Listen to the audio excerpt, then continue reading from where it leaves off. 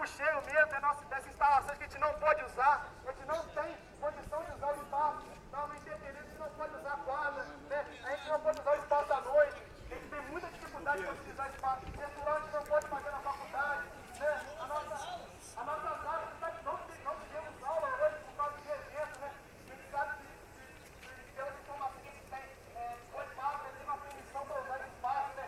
Então, a nossa graduação não está sendo prioridade na faculdade, né? Nós estamos mestrando, dando aula, nós temos a graduação deixada de lado, né?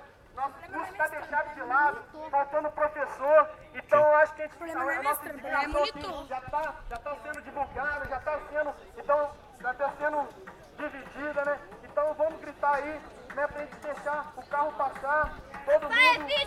Ao número 8, melhor complexo do mundo! Melhor complexo do mundo!